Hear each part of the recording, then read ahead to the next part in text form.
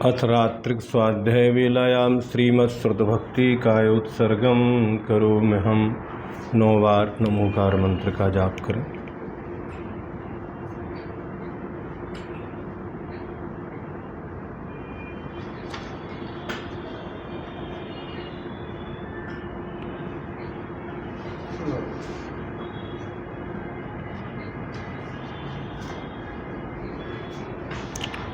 ओकारं बिंदु संयुक्तं नित्यं ध्यायन्ति योगिनः।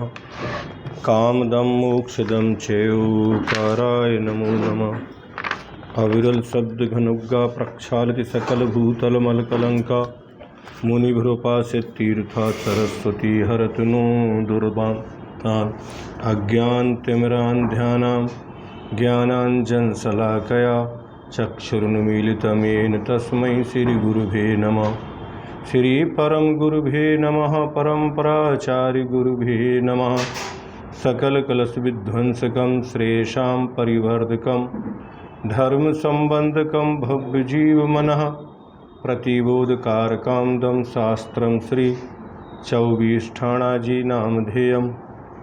अस्य मूल ग्रंथकर्तारा श्री सर्वज्ञदेवः। उत्तर ग्रंथकर्तारा श्री गणधरदेवः प्रतिगणधरदेवः। तेषां वशुनो सारमास श्रीमद् आचार्य प्रवर्षामि। नेमिचंद्र सिद्धांति देववृक्षितम् आरिका विज्ञानमती माताजी संकृतं। मंगलम भगवान वीरो मंगलम गौतमो गणी मंगलम कुंदकुंदार्यो जैन धर्मोस्तु मंगलम। सर्वमंगलमांगल्यम सर्वकल्याणकारकं प्रधानां सर्वधर्माणां जैनं जयतु शासनम्। नमो अरहंताणं नमो सिद्धाणं नमो आयर्याणं नमो वज्रायाणं नमो लोये सब्बसाहुणं। क्षमावंत श्री पंच परम गुरु पूज्य रहे त्रैलोकों में। इनके चरण कमल की पार करे त्रैलोकों से। नमस्कार कर इनको ठाना 4:20 बतलाऊं मैं। फल में भाव शुभाशुभ तज कर शुद्ध भाव को पाऊं मैं। ज्ञान बड़े विद्या मिले विवेक हो भरपूर। विशालता की खान गुरु नमो करो मदचूर। गई इंद्रिय चाकाए जोए बेकसायणानिया। संयम दर्शन लेसा भविया सम्मत सन्नि आहारे। गुण जीवा पज्जति पाना सन्नाय मग्गणा ओए। उग ओगो विय कमसो भीषम तु परुबिणा भणिया।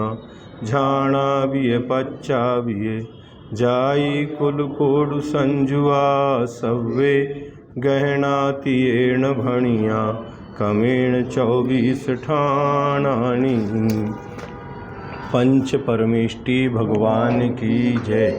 वर्तमान जिन शासन नायक मूल नायक श्री महावीर भगवान की जय। कुंडलपुर के बड़े बाबा की जय। गोमटेश्वर बाहुबली भगवान की जय। संत श्रोमणी आचार्य गुरुवर श्री विद्यासागर जी महामुनिराज की जय। परम पूज्य आचार्य गुरुवर श्री समय सागर जी महाराज की जय। परम वंदनीय आरिका माँ विज्ञानमती माता जी की जय। सभी के लिए जय जिनेन्द्र धन्यवाद। सभी अपनी अपनी पुस्तक में पृष्ठ नंबर 94 निकाल लेंगे। तालिका नंबर 15। कल औदारिक कायोग में कितनी गति इंद्रिय आदि होती हैं, ये विस्तार के साथ हम सभी ने उनके प्रश्नोत्तर भी जितने थे वो भी सब पढ़े 8 और उस तालिका को भी समझा। आज औदारिक मिश्र कायोग ये किनको होता है, तो जब कोई देव नारकी मनुष्य या त्रियंच मरकर त्रियंच और मनुष्यों में जन्म लेते हैं तो उस समय उनके कारमाण कायोग के और औदारिक वर्गणाओं के संयोग से औदारिक मिश्र कायोग होता है। ठीक है ना। तो ये कितने गुण स्थान इसमें होंगे, सबसे पहले उनको ढूंढना चाहिए। तो 4 ही गुण स्थान होंगे, पहला, दूसरा, चौथा और 13वां। इन 4 गुण स्थानों में ही औदारिक मिश्र का योग बनता है। प्रथम गुण स्थान में बनेगा, दूसरे में बनेगा, चौथे में बनेगा और 13वें गुण स्थान में केवली समुद्घात की अपेक्षा बनता है। गति 2 है, त्र्यंच गति और मनुष्य गति, क्योंकि औदारिक मिश्र है। इंद्रिय 5 हैं, 1 इंद्री, 2 इंद्री, 3 इंद्री, चतुरिंद्री और पंचेंद्री, सभी इंद्री वाले इसमें आ जाएंगे, त्र्यंच जो है, और मनुष्य पंचेंद्री ही होते हैं।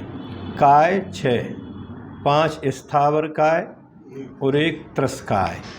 योग एक ही रहेगा, क्योंकि जो औदारिक मिश्र काय योग है वह एक ही काय योग वहाँ पर रहेगा। कारमाण योग विग्रह गति में होता है, औदारिक काय योग पर्याप्तियाँ पूर्ण होने पर होता है। वेद तीनों, स्त्री वेद, पुरुष वेद और नपुंसक वेद रहेगा। कसाय 25 होती हैं, 16 कसाय और 9 कसाय। ज्ञान 6 रहेंगे, 3 कुज्ञान और 4 सम्यक ज्ञान। कुअवधि तथा मना पर्यय ज्ञान नहीं है। ठीक है। ज्ञान कितने रहेंगे, केवल ज्ञान 13वें गुण स्थान की अपेक्षा बन जाएगा, तो केवल ज्ञान भी इस मार्गणा में है, लेकिन कुअवधि ज्ञान नहीं है और मना पर्यय ज्ञान भी नहीं होता है, क्योंकि मनुष्य और त्रियंचों में बनेगा, देवनारकियों में नहीं समझे ना।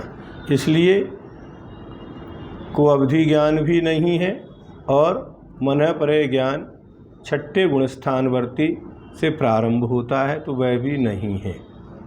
संयम 2 हैं, असंयम और यथाख्यात, बाकी नहीं बनेंगे, क्योंकि गुणस्थान पहला, दूसरा, चौथा है और 13वें गुणस्थान में यथाख्यात है। चौथे तक असंयम ही होता है और 13वें गुणस्थान में एक ही संयम होता है, यथाख्यात संयम।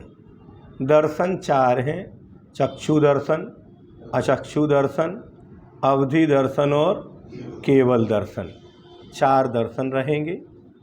लेस्या 6 हैं, कृष्ण, नील, कापोत, पीत, पद्म और शुक्ल। भव्य अभव्य दोनों हो सकते हैं। सम्यक्त 4 रहेंगे, छायक, छायोपशमिक, सासादन और मिश्र। मिथ्यात, मिश्र और उपसम नहीं होते, क्योंकि तीसरे गुणस्थान में मरण नहीं होता और उपसम सम्यक दृष्टि का भी मरण नहीं होता, तो यहाँ सम्यक्त रहेंगे 4। द्वितीयोपसम सम्यक्त में मरण होता है, लेकिन वह मर के त्रियंच और मनुष्य गति में नहीं जाता है, वो नियम से देव गति में ही जाएगा।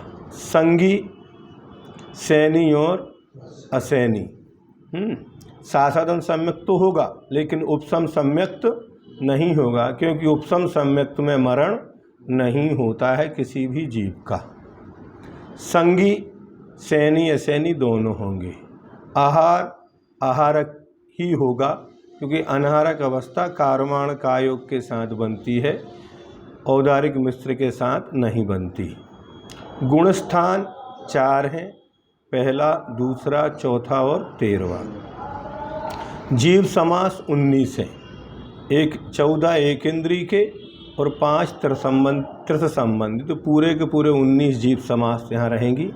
पर्याप्तियाँ सिर्फ 2 हैं, आहार पर्याप्ति और शरीर पर्याप्ति, और शरीर पर्याप्ति भी पूर्ण होने पर पर्याप्त मानते हैं। उनकी अपेक्षा 2 पर्याप्तियों में ही औदारिक मिश्र का योग होता है ना। तो आहार, इंद्रिय, श्वासोच्छ्वास आदि पर्याप्तियाँ पर्याप्त तक के ही होती हैं, इसलिए पर्याप्तियों में सिर्फ 2 पर्याप्तियाँ रहेंगी, एक आहार पर्याप्ति और एक शरीर पर्याप्ति। प्राण 7 होते हैं, क्योंकि अब निवृत्ति पर्याप्तक अवस्था है। 5 इंद्रिय रहेंगे, 1 बल रहेगा और आयु रहेगी। यहाँ पर 2 बल नहीं है और श्वासोच्छ्वास भी नहीं है, क्योंकि ना तो वचन प्रारंभ हुआ और ना ही मन पर्याप्ति पूर्ण हुई। इसलिए 5 इंद्रिय पंचेंद्रिय रहेगा वो, और 1 बल रहेगा काय बल, और आयु रहेगी। संज्ञाएं सभी होती हैं, आहार, भय, मैथुन और परिग्रह। उपयोग 10 होते हैं, 6 ज्ञानोपयोग और 4 दर्शनोपयोग। 2 ज्ञानोपयोग कौन कौन से नहीं होते?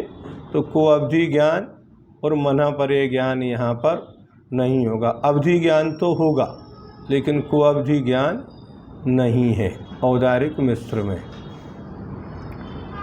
अब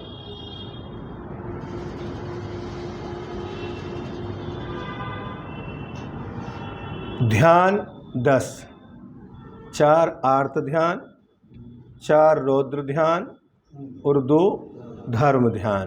तो ध्यान कितने होंगे? 10 होंगे। आज्ञा विषय और अपाय विषय, विपाक विषय और संस्थान विषय धर्म ध्यान नहीं हुआ। पेज नंबर बता दिया था 94, 94 निकाल लो। 24 ठाना प्रथम भाग में। आश्रम 43 होते है ना, 14 योग नहीं होते, 15 में से 1 ही योग होता है। तो 5 मिथ्यात, 12 अवृत्ति, 25 कसाय और 1 योग। जाति 76 लाख, 62 लाख त्रियंच की और 14 लाख मनुष्य की। देव नारकियों की जाति इसमें से कम कर लेना 8 लाख, 4 लाख नारकियों की, 4 लाख देवों की। कुल कोण 148 लाख करोड़ त्रियंच और मनुष्य संबंधी। देव और नारकियों के कुल नहीं होते हैं, इसलिए ये बन गया पूरा का पूरा चार्ट। अब औदारिक मिश्र का योग किसे कहते हैं? तो शरीर पर्याप्ति से पूर्व कारमाण शरीर की सहायता से होने वाले औदारिक कायोग को औदारिक मिश्र कायोग कहते हैं, क्योंकि यह योग औदारिक वर्गणाओं और कारमाण वर्गणाओं इन दोनों के निमित्त से होता है। अतएव इसको औदारिक मिश्र कायोग कहते हैं। कभी कभी आपने, जो नए लोग गाड़ी चलाना सीखते हैं 4 व्हीलर, तो वो किसी के पास सीखने जाते हैं, तो एक साइड में वो बैठा रहता है और एक साइड में सीखने वाला बैठा रहता है। तो वो जो सीखने गया है वो अभी कुशल नहीं है, नहीं होने से वो बाजू में जो बैठा रहता है वो उसकी पूरी सहायता करता है। तो उस गाड़ी को कितने लोग चला रहे हैं? एक चला रहा है कि दोनों चला रहे हैं? वे 2 लोग मिलके चला रहे हैं। ऐसे ही यहाँ पर कारमाण कायोग चल रहा था। अब कारमाण वर्गणाओं की जगह औदारिक वर्गणाएं आना चालू हो गई। तो कारमाण भी हैं और औदारिक, इन दोनों से मिलके वह औदारिक मिश्र कायोग बन गया, पार्टनरी की दुकान हो गई, है ना। जब प्रारंभ में कोई जी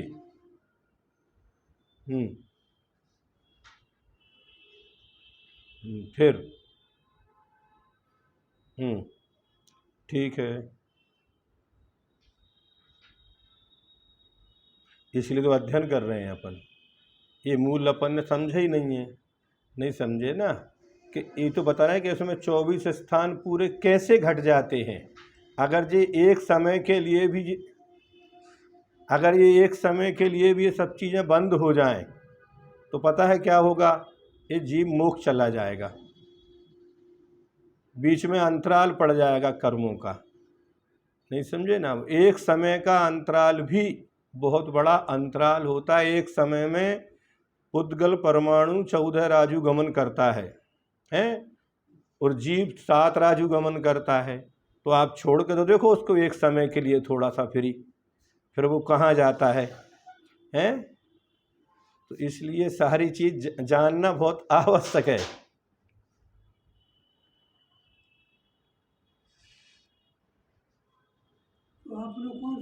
आ नहीं जाता है, हाँ आता नहीं है बाहर से कोई। अब जैसे बारूद के ढेर पर बैठे हैं तो आना कहाँ से है?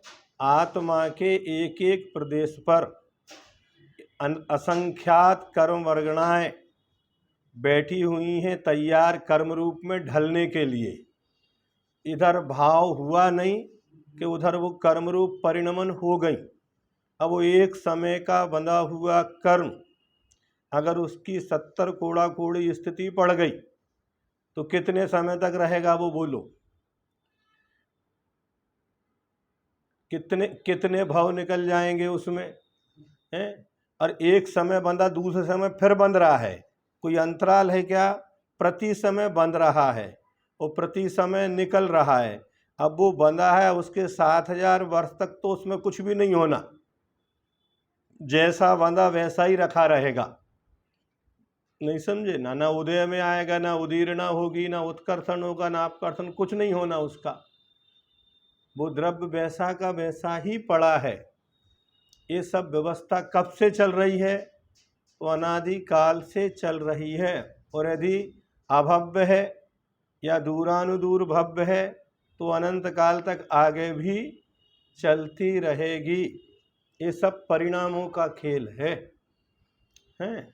यही तो जैनागम की सूक्ष्मता है कि एक एक समय का हिसाब और उस एक एक समय में कितने काम होते हैं।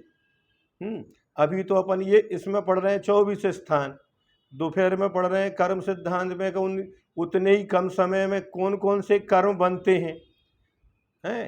सुबह का विषय भी निर्वृत्ति पर्याप्तक अवस्था थी मनुष्य की, और ये मोदारिक मिश्र का योग है।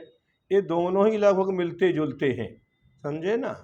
वहाँ कर्म की अपेक्षा था कि उस समय कौन कौन से कर्म के बंध हैं, किन की विच्छुत्ति है, कितने कर्म अबंध रूप हैं, उसमें कितने गुण स्थान है, तो उसमें भी यही गुण स्थान, उसमें मात्र एक छठा गुण स्थान और था आहार की अपेक्षा से। बाकी सेम टू सेम है। अगर आप थोड़ा उपयोग लगाएंगे तो ये सब चीज़ें आपको इतने अच्छे से समझ में आएंगी, और वो पूरा समय समझ में आएगा हमें अपने जीवन के जो समय है उसका कैसे उपयोग करें। ये मैनेजमेंट सीखने की व्यवस्था है, मात्र पढ़ने के लिए नहीं पढ़ रहे अपन। जैसे ही अपने सामने 9 कर्म मिलता है और अपने परिणामों में जो परिवर्तन होता है उस समय कर्मबंध होगा कि नहीं होगा? कितने जल्दी कितनी चीज़ें परिवर्तित हो जाएंगी, हैं? किसी ने देखा क्या कि आपने क्या सोच लिया किसी दृश्य को देखकर? किसी को पता नहीं है। या तो केवली भगवान जानते हैं, आप जानते हैं, लेकिन जो कर्म बन गए वो सबको बता देंगे। जब वे उदय में आएंगे ना, वे कर्म सबको बताएंगे कि इस जीव ने उस समय ये परिणाम किए थे, इनके फलस्वरूप इनको ऐसा अच्छा या बुरा फल मिल रहा है। नहीं समझे ना? तो बताएंगे कि नहीं बताएंगे? वे कर्म डिंडोरा पीट देंगे वे, है ना? तो ऐसी ये चीज़ें हैं, इनको समझ बहुत सूक्ष्म है, एक एक समय का हिसाब है, ठीक है ना? यदि कर्मण कायोग की सहायता से, ऊपर वाला पढ़ लिए ना पूरा, शरीर पर्याप्ति से पूर्व कर्मण शरीर की सहायता से होने वाले औदारिक कायोग को औदारिक मिश्र कायोग कहते हैं, क्योंकि यह योग औदारिक वर्गणाओं और कर्मण वर्गणाओं इन दोनों के निमित्त से होता है। अतएव इसको औदारिक मिश्र कायोग कहते हैं। औदारिक मिश्र वर्गणाओं के अवलंबन से जो योग होता है वह औदारिक मिश्र कायोग होता है। शरीर में आत्मा के प्रदेशों में जो परिस्पंद होता है वो इनके निमित्त से होता है। यदि कर्मण कायोग की सहायता से मिश्र योग होता है तो ऋजुगति से जाने वाले के मिश्र योग कैसे बनेगा? क्योंकि उसके तो कर्मण का योग होता ही नहीं है।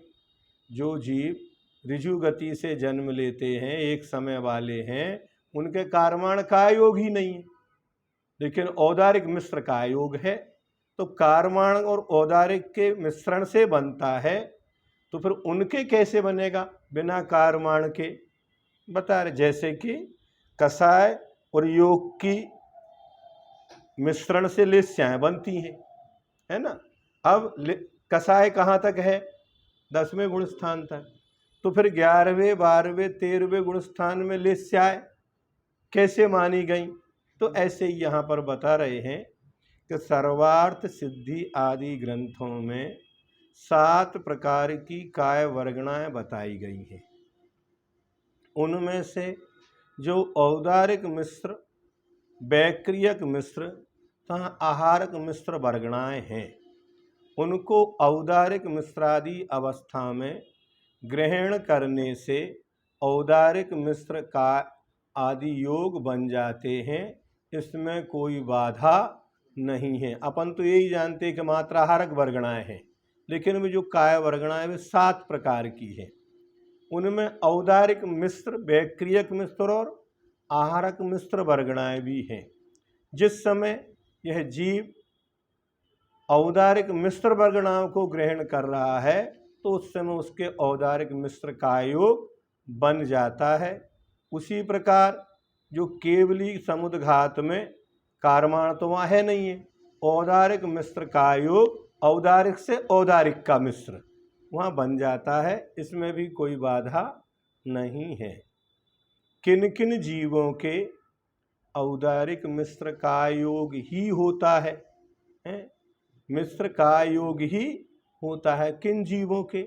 तो जो जीव ऋजु गति से लब्ध पर्याप्तक त्र्यंच मनुष्यों में उत्पन्न होते हैं, उनके औदारिक मिश्र का योग ही होता है, क्योंकि वे औदारिक का योग होने के पहले ही मरण को प्राप्त हो जाते हैं तथा ऋजु गति से आने के कारण कारमाण का योग उनके होता नहीं है। तो उनके औदारिक मिश्र से औदारिक मिश्र ही चलता रहेगा। अगर वे ऋजु गति से जन्म लेते रहें लब्ध पर्याप्तक, नहीं समझे ना, तो उनके क्या चलता रहेगा? औदारिक मिश्र ही चलता रहेगा। जैसे पंचेंद्री के 24 भव समूर्छन के हैं, वो लब्ध पर्याप्तक के ही हैं, नहीं समझे ना। फिर 3 इंद्री के, 4 इंद्री के, 2 इंद्री के 80, 60, 40 और 24 नहीं, और 66,336 सारे भव जो धारण करते हैं। अब अगर वो ऋजु गति से जन्म लेते रहें तो उनके कौन सा योग रहेगा?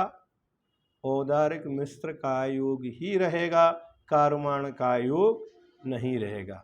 जब ऋजु गति को छोड़ के विग्रह गति से जन्म लेंगे मोड़े वाली में, तब उनके कारमाण का योग बनेगा।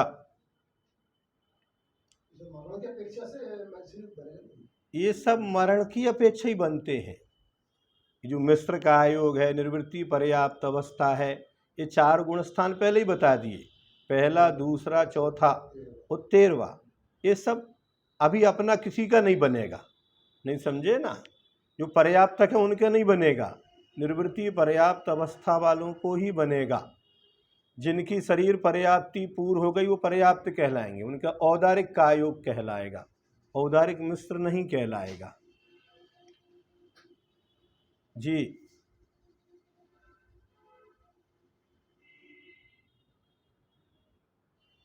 हाँ, ऋजु गति वालों कारमाण का योग नहीं होता है ना, ये नियम है।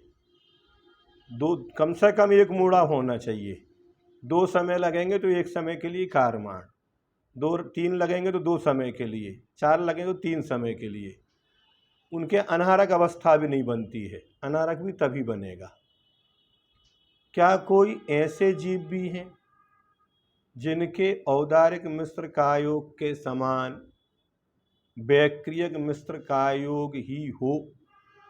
नहीं, संसार में ऐसे कोई जीव नहीं है जिनके औदारिक मिश्र का योग के समान वैक्रियक मिश्र का योग ही हो, क्योंकि मनुष्य त्र्यंचों के समान देवनारकियों में कोई भी जीव शरीर पर्याप्ति पूर्ण होने के पहले मरण को प्राप्त नहीं होते हैं।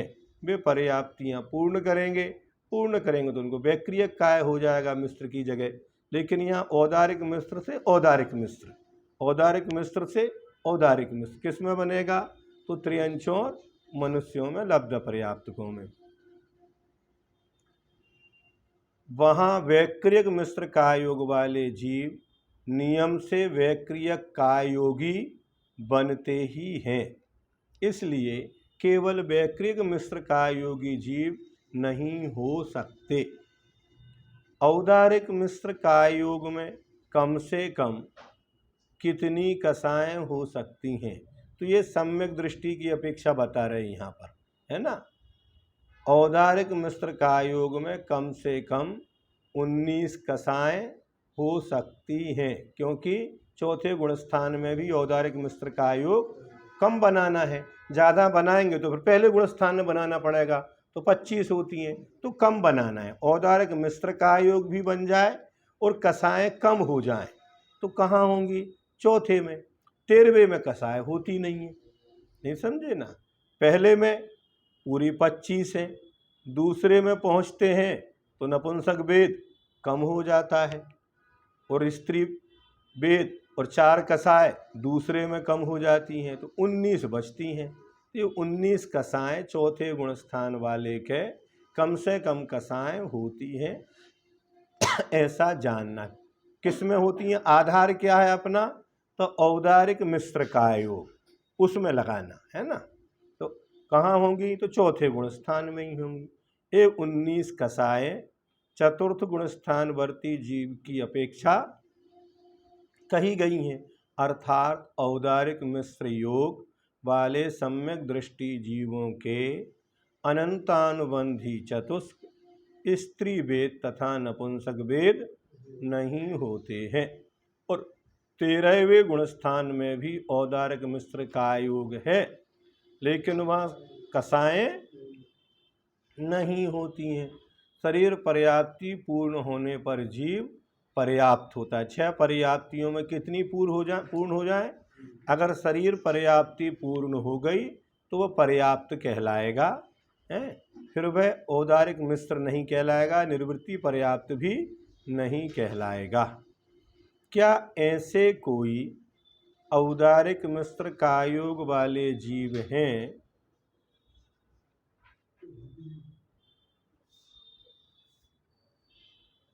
बिल्कुल होना चाहिए, है।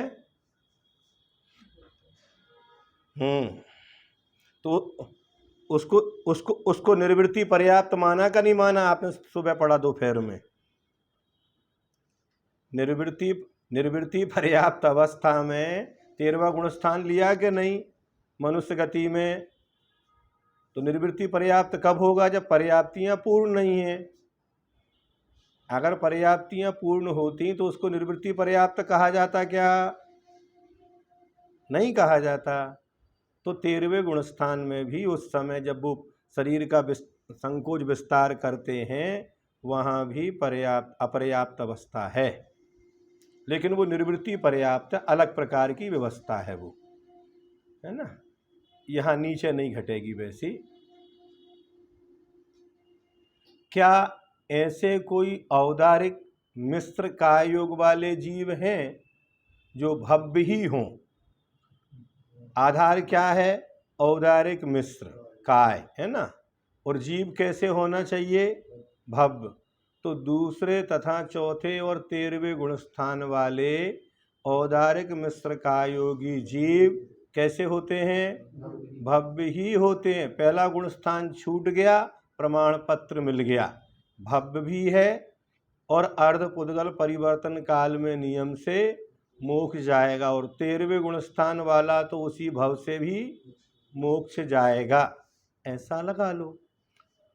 तथा औदारिक मिश्र काय योगी सादी मिथ्या दृष्टि जीव भी भव्य ही होते हैं। भले ही मिथ्या दृष्टि हैं, लेकिन वे अनादि मिथ्या दृष्टि नहीं है। सम्यक दर्शन एक बार होकर छूट गया और मिथ्यात्व में पहुंच गए, तो वे भी क्या कहलाएंगे? भव्य ही कहलाएंगे, क्योंकि उनका अभव्यपना समाप्त हो गया। अभव्यपना समाप्त नहीं होता, लेकिन भव्यपना व्यक्त हो गया।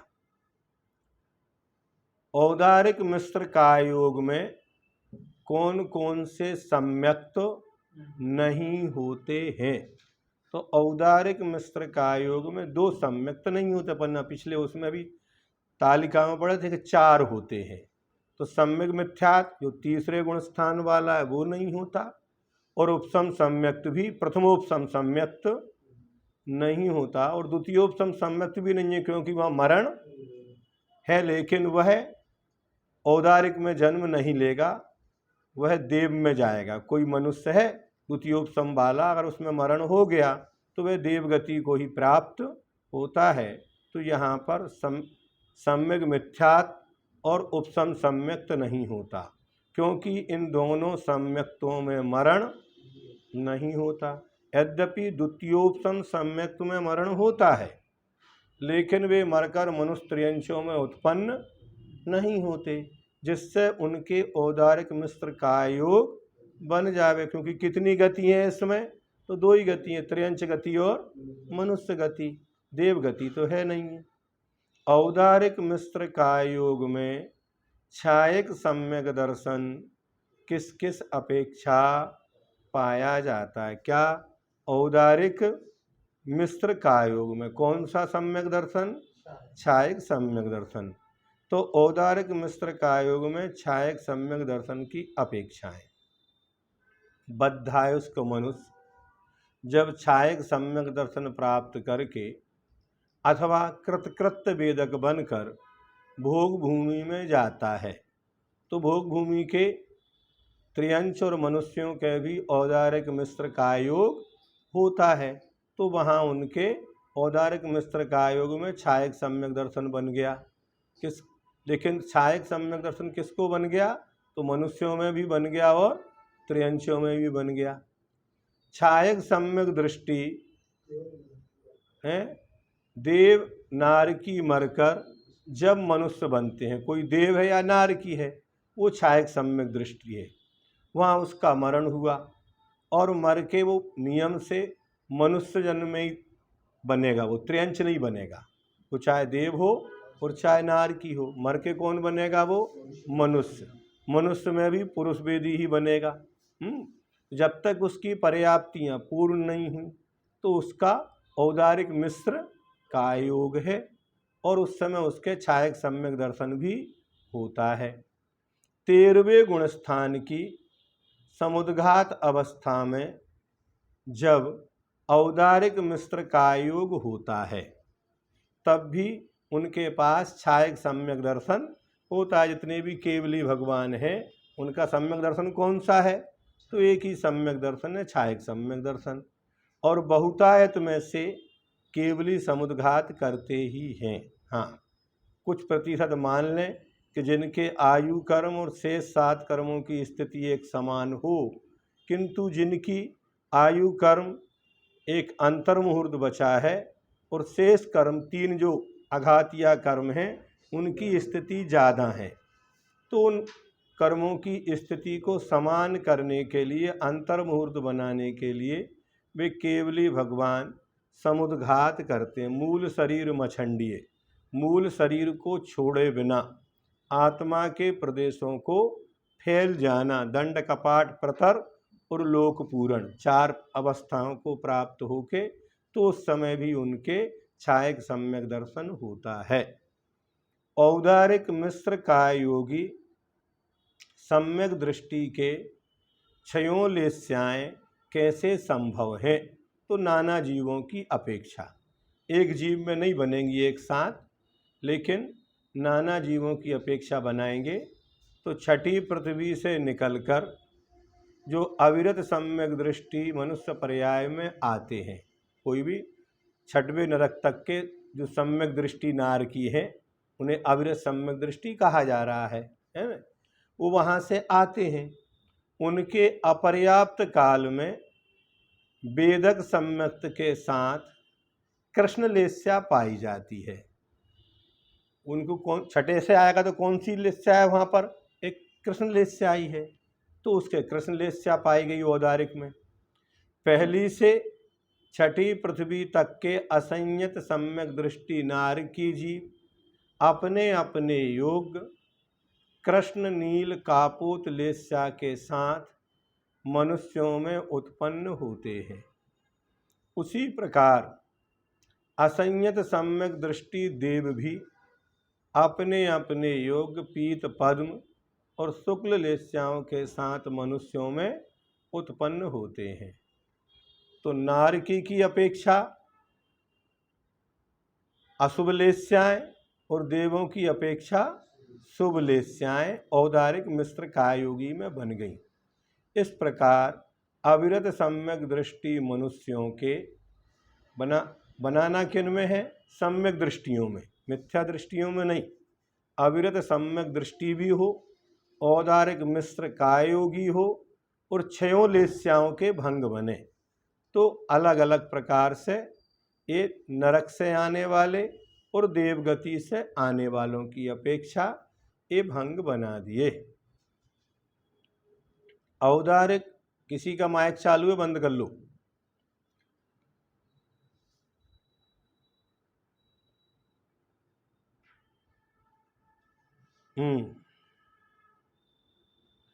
देखिए, नरकों में लेस्याएं अशुभ ही हैं, ठीक है।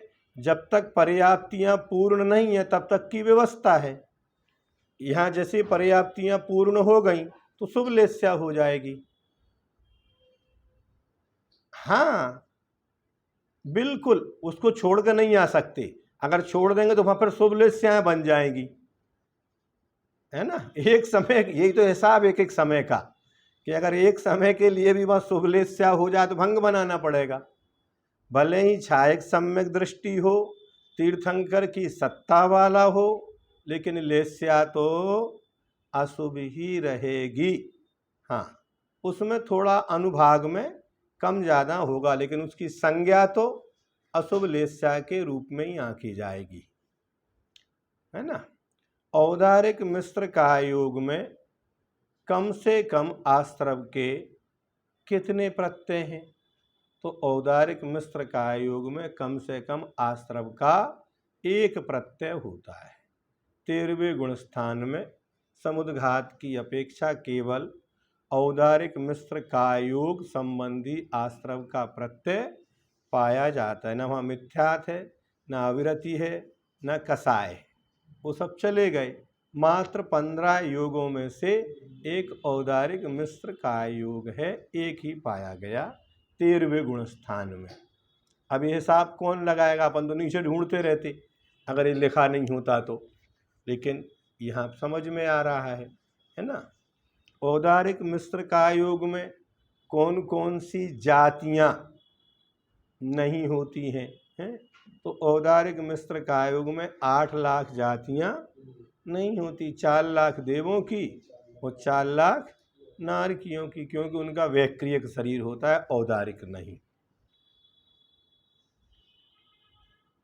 इस प्रकार से यह औदारिक मिश्र का योग 11 प्रश्न और तालिका के साथ पूर्ण हुआ।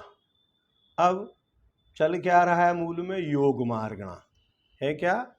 योग मार्गणा के अंदर काय मार्गणा। काय मार्गणा में औदारिक काय योग हो गया, औदारिक मिश्र काय योग हो गया। अब वैक्रियक काय योग, फिर वैक्रियक मिश्र काय योग, फिर आहारक और आहारक मिश्र काय योग, और फिर कारमाण काय योग। ऐसे काय योग के कितने भेद हैं? तो 7। ये तालिका नंबर 16 है। वैक्रियक काय योग। अब वहाँ त्रियंच और मनुष्यों के बना था औदारिक औदारिक मिश्र। यहाँ पूरा का पूरा वर्णन चलेगा देव और नारकियों के हिसाब से। तो गुणस्थान कितने होंगे इसमें सबसे पहले ढूंढना चाहिए। 24 ठाना को समझना है तो सबसे पहले ढूंढो गुणस्थान। फिर उन गुणस्थानों में क्या क्या कब कब हो सकता है? तो 4 गुणस्थान हैं, पहला, दूसरा, तीसरा और चौथा। बस वहीं तक की सारी व्यवस्था बनाना, आगे की नहीं। तो गति 2, कौन कौन सी? देव और नारकी। इंद्रिय 1 पंचेंद्रिय होते हैं, ये नियम है। कायन के त्रसी होगी। योग कितने लगाएंगे? तो जब भी योग मार्गणा का वर्णन करेंगे तो उसमें अपनी स्व की एक एक ही योग लगाना है ना। वैक्रिय काय योग है तो वही एक काय योग है। वेद कितने हैं? 3, स्त्री पुरुष और नपुंसक। स्त्री पुरुष देवगति की अपेक्षा और नपुंसक नारकी की अपेक्षा, ऐसा लगाना। कसाय 25, ये भी ऐसे ही लगाएंगे। नरक में 23 कसाय होती हैं, देवों में 24, और दोनों के मिलाते हैं तो 25 हो जाएंगी। ज्ञान 6 है, 3 कुज्ञान और 3 सम्यक ज्ञान। 2 ज्ञान नहीं है, मना परे ज्ञान। और संयम कौन सा है? तो एक असंयम ही है ना। वहाँ पर न देश संयम है, न सामायिक है, न छेदोपस्थापना। संयम क्यों नहीं होता है तो आगे प्रश्नोत्तरी में बताया जाएगा कि देवों में संयम क्यों नहीं माना गया, तो बताएंगे आगे। दर्शन 3 है, चक्षु दर्शन, अचक्षु दर्शन और अवधि दर्शन। लेस्याएँ 6 बन जाएंगी। अपर्याप्त अवस्था में देवों में भी कुछ अशुभ लेस्याएँ मानी गई हैं, और नरकों में 3 अशुभ लेस्याएँ होती हैं, और पर्याप्त अवस्था में देवों में 3 शुभ लेस्याएँ होती हैं, है ना। पीतांत लेस्या स्वधर्म इंद्र तक, है ना, अपर्याप्त अवस्था में बताई गई हैं। भव्यत्व दोनों होते हैं, भव्य भी और अभव्य भी। सम्यक्त कुछ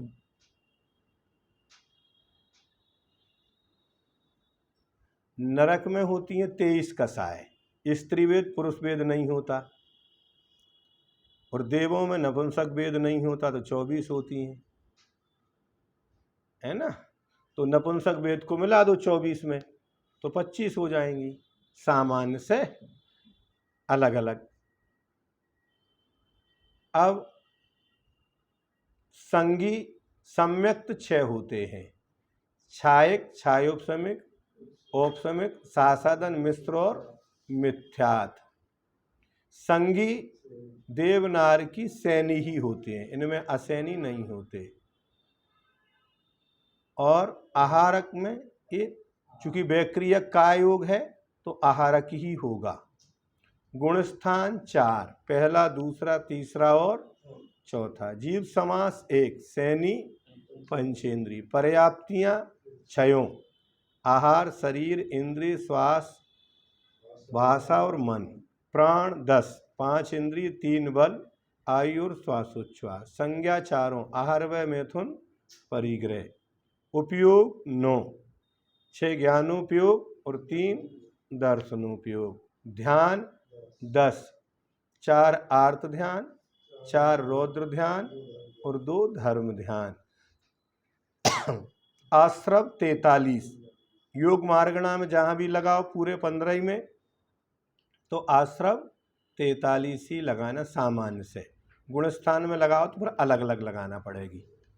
जाति 8 लाख करोड़, 4 लाख नारकी और 4 लाख, 8 लाख करोड़ नहीं लगाना, हमने गलत बोल दिया। 8 लाख जाति होती हैं, तो 4 लाख जाति नारकी की और 4 लाख देव की।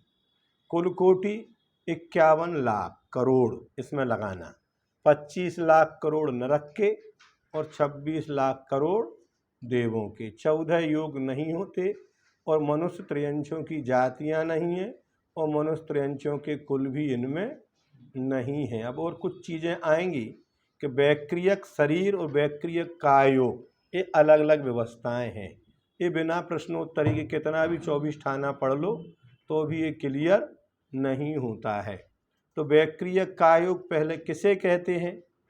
तो नाना प्रकार के गुण और रिद्धियों से युक्त देव तथा नारकियों के शरीर को वैक्रियक अथवा विगुर्व कहते हैं, और इसके द्वारा होने वाले योग को अर्थात आत्मा के प्रदेशों के परिस्पंद को वैगूर्णिक अथवा वैक्रियक कायोग कहते हैं। अब वैक्रियक शरीर एवं वैक्रियक कायोग में क्या विशेषता है? एक वैक्रियक शरीर है और वैक्रियक कायोग है। तो वैक्रियक शरीर एवं वैक्रियक कायोग में विशेषता तेजस कायक और वायु कायक और पंचेंद्रिय त्रियंच तथा मनुष्यों के भी वैक्रियक शरीर होता है। क्या? लेकिन वैक्रियक कायोग नहीं होता। जो अग्नि जलती है वो भी उसकी विक्रिया है, जो हवा चलती है वो भी उसकी विक्रिया है। तो वैक्रियक शरीर तो है लेकिन उनके वैक्रियक कायोग नहीं है। वो औदारिक से औदारिक में ही विक्रिया चल रही है। जैसे चक्रवर्ती मनुष्यों में एक कम 96,000 विक्रियाएं कर लेता है, नहीं समझे ना। उसी प्रकार जो नारायण प्रति नारायण होते हैं उनके भी विक्रिया होती है।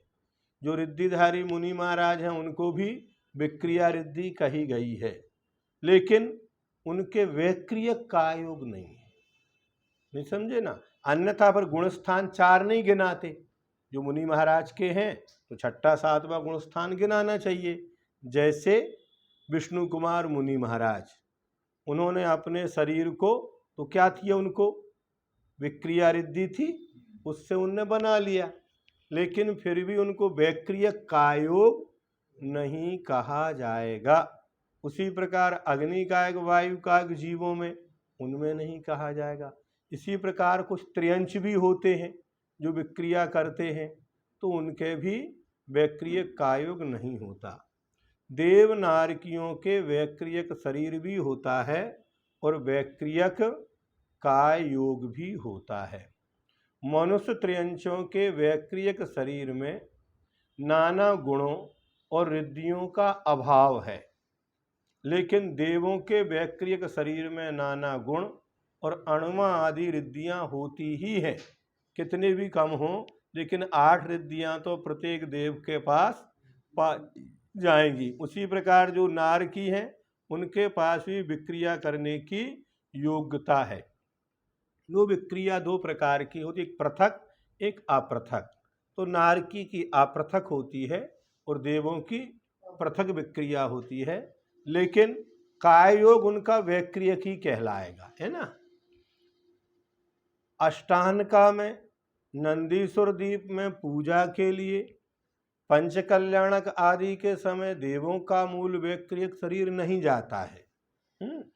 फिर भी यदि उस समय कायोग होता है तो वैक्रियक कायोग ही होता है, चाहे वो नंदीश्वर में चले जाएं, चाहे भगवान को सुमेरु पर्वत पर बिठा के उनका अभिषेक करें, चाहे दीक्षा वन में उनकी दीक्षा कराएं, चाहे समूह शरण में बैठ के दिव्य धुनी सुने, उनका जो कायोग है वह वैक्रियक कायोग ही रहेगा। भले मूल शरीर उनका वहीं रहे, फिर भी उनको वैक्रियक कायोग होता है। नारकियों के वैक्रियक शरीर की अपृथक विक्रिया होती है और देवों के वैक्रियक शरीर की पृथक तथा अपृथक दोनों विक्रिया होती हैं, लेकिन दोनों के वैक्रियक कायोग ही होता है, ये जानना। वैक्रियक कायोग वालों के उपशम सम्यक्त कितनी बार हो सकता है?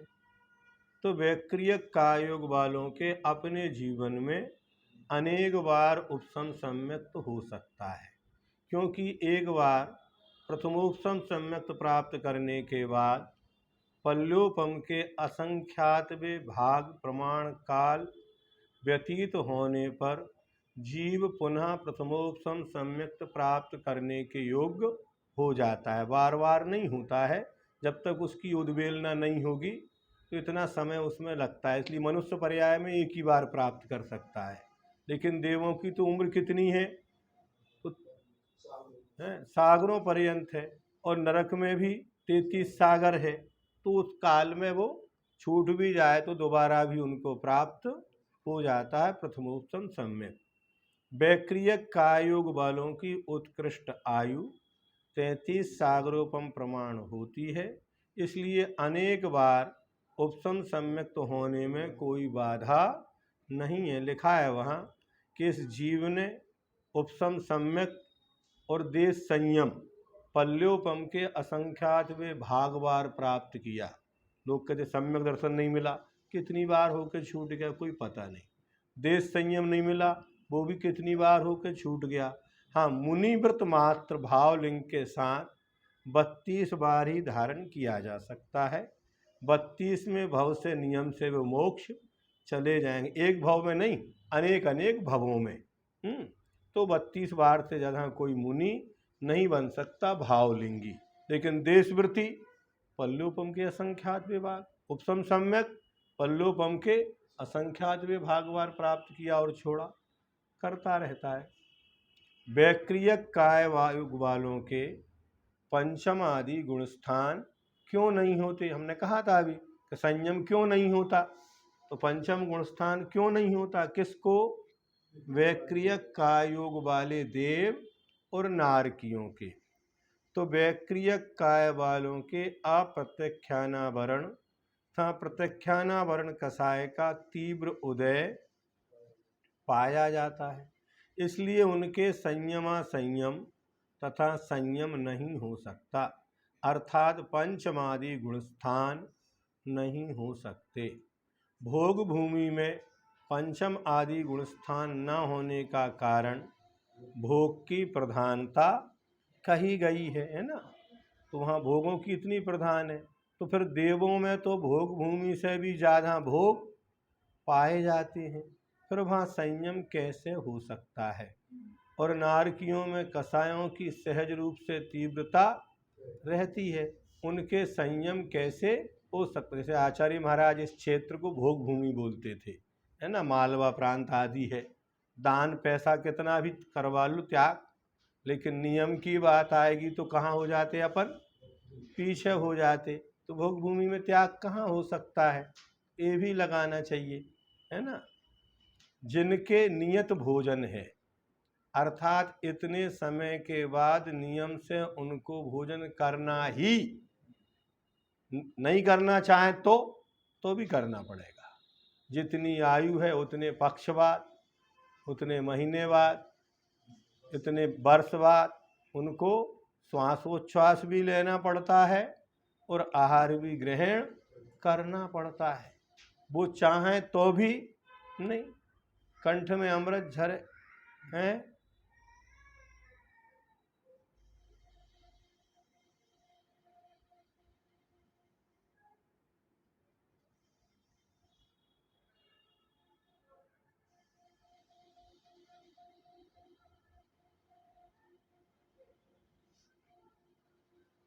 ये आपसी चर्चा बीच में मत करो।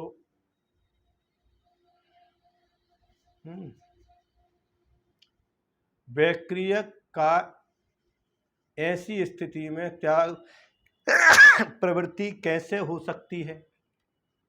संभवतः वैक्रियक कायोग वालों के संयम नहीं होने का एक कारण यह भी माना जा सकता है।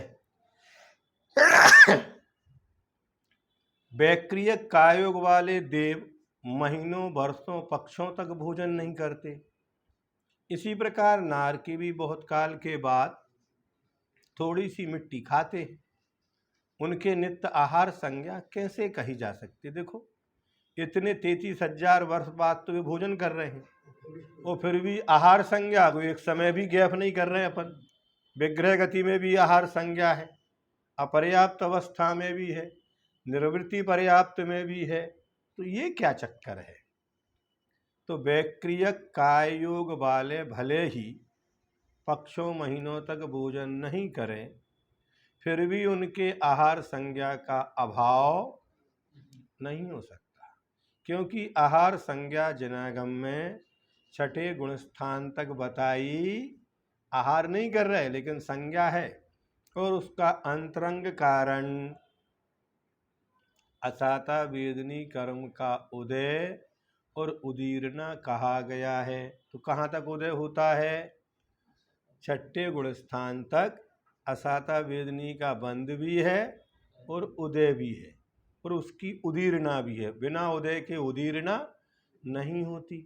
ये दोनों ही कारण वैक्रियक कायोग वालों के पाए जाते हैं, इसलिए उनके भी नित्य आहार संज्ञा कहने में कोई विरोध नहीं है। आहार संज्ञा तो चलती है, है। कहाँ तक है संज्ञा? तो 8वें गुणस्थान तक, है ना। अथवा असाता वेदनी का उदय उदीर्णा 6ठे गुणस्थान तक, तो वहाँ तक तो मान नहीं पड़ेगा। वैक्रियक काय योग में क्षयों लेस्याएं किस अपेक्षा पाई जाती हैं? तो वैक्रियक काय योग में 3 अशुभ लेस्याएं नारकियों की अपेक्षा होती हैं, 3 शुभ लेस्याएं देवों की अपेक्षा होती हैं। क्योंकि वैक्रियक मिश्र में नहीं है, मिश्र में कहेंगे तो देवों में भी बन जाएंगी, लेकिन वैक्रियक कायोग में सूक्ष्मता से अपन पकड़ेंगे तो 3 अशुभ लेस्याएं नारकियों की अपेक्षा और 3 शुभ लेस्याएं देवों की अपेक्षा। वैक्रियक कायोगी के तीसरे गुणस्थान में कितने उपयोग होते हैं? तो तीसरे गुणस्थान वाले वैक्रियक कायोगी के 6 उपयोग होते हैं। कहाँ? तीसरे गुणस्थान में। ज्ञानोपयोग, मिश्रित मति ज्ञानोपयोग, मिश्रित श्रुत ज्ञानोपयोग तथा मिश्र अवधि ज्ञानोपयोग। दर्शनोपयोग, चक्षु दर्शनोपयोग, अचक्षु दर्शनोपयोग और अवधि दर्शनोपयोग। वैक्रियक कायोगी सम्यक दृष्टि के कितने आश्रव के प्रत्यय होते हैं? वैसे आश्रव 43 गिनाए थे, लेकिन यहाँ किसके लगाना है? सम्यक दृष्टि में, है ना। तो उसके कितने होंगे? तो वैक्रियक कायोगी सम्यक दृष्टि के आश्रव के 34 प्रत्यय, 5 मिथ्यात नहीं है और 4 कसाय नहीं है। 9 कम कर दो 43 से, तो 12 अवृत्ति है, 21 कसाय और 1 योग है। 34 ही आश्रव होते हैं। इस प्रकार से ये वैक्रियक कायोग और औदारिक मिश्र कायोग 2 तालिकाओं 2 पाठ एक दिन में आपके पूरे हो गए। जावानी के ज्ञान ते सूझे लोकालोक, सोवाणी मस्तक नमो सदा देत हूँ ढो। हे जनवाणी भारती हो जपो दिन रैन, जो तेरी सरना गहे सो पावे सुख से। देव भजो अरिहंत को गुरु सेवा निर्ग्रंथ, दया धर्म पालो सदा यही मोक्ष का पंथ।